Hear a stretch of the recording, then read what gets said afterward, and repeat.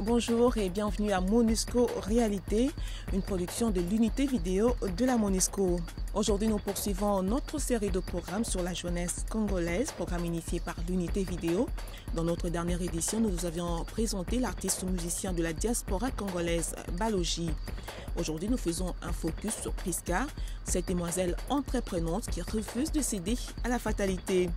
Mais avant de vous proposer ce reportage sur ce génie en herbe, voici tout d'abord les nouvelles.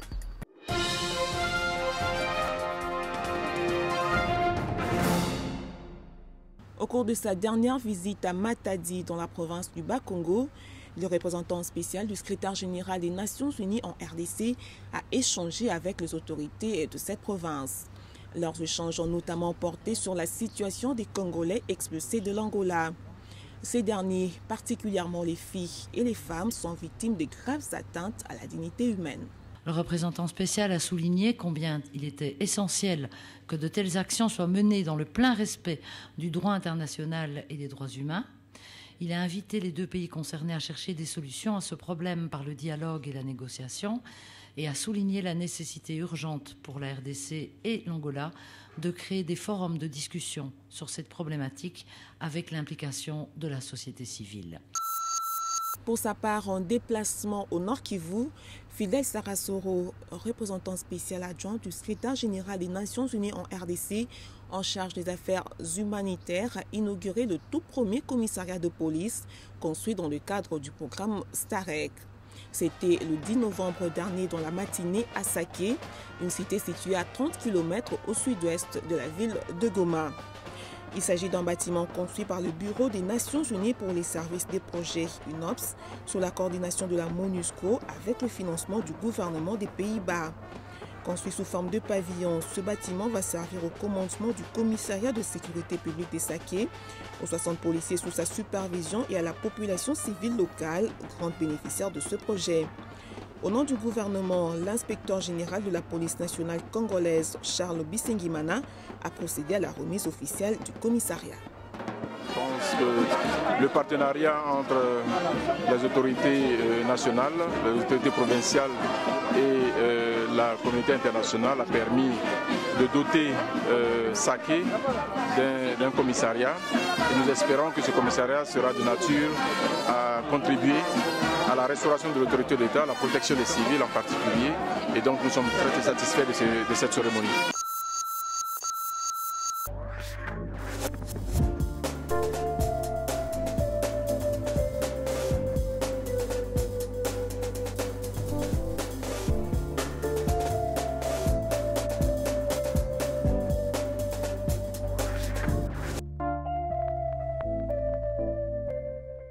Parti autrefois à la découverte des réalités profondes du Nord Kivu, nous retrouvons aujourd'hui Priska dans la ville de Goma où elle réside.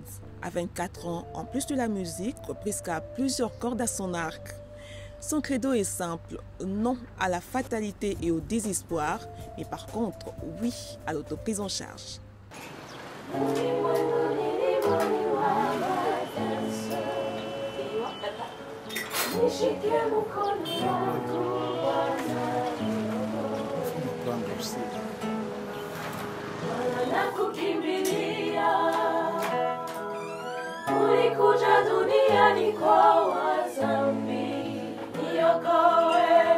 J'ai grandi dans une ville et aussi dans une famille où la musique est vraiment un art, un don. Ça vient de ma mère. Et moi, j'ai beaucoup de choses de ma mère. Et cette facilité des doigts, comme elle a dit, cette capacité d'apprendre vite.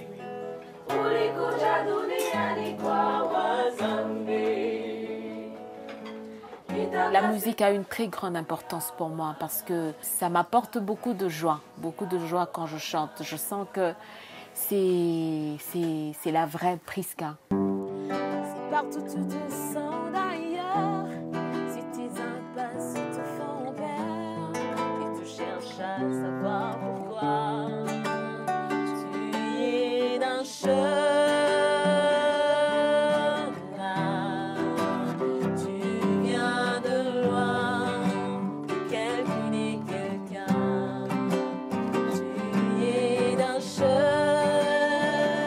trouvé que c'était utile qu'elles reçoivent ce que j'ai reçu. D'abord l'amour de soi en tant que femme et aussi le respect de soi en tant que femme, parce qu'on est appelé à donner la vie. Parce qu'on disait, disons qu'il y a un adage qui dit éduquer une femme, c'est éduquer toute une nation. Je suis licenciée en droit. Je travaille avec les ONG, locales comme internationales. J'ai été coordonnatrice d'un projet Génération Grand Lac avec Search for Common Ground. J'étais au Congo, au Rwanda et au Burundi. Donc on parlait de tout, du développement, des conflits, des problèmes communs de la sous-région de Grand Lac avec les jeunes du Congo, du Rwanda et du Burundi.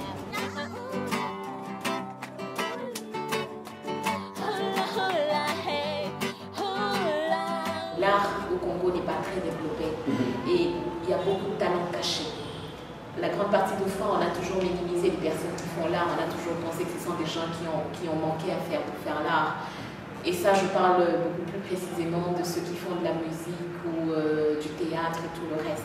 Notre projet, c'était de promouvoir les artistes dans ce sens-là. Si on peut créer, par exemple, des salles de cinéma pour offrir à des artistes qui font le théâtre de s'exprimer et d'exposer ce qu'ils ont en eux et leur qualité, ça c'est une chose très importante pour nous.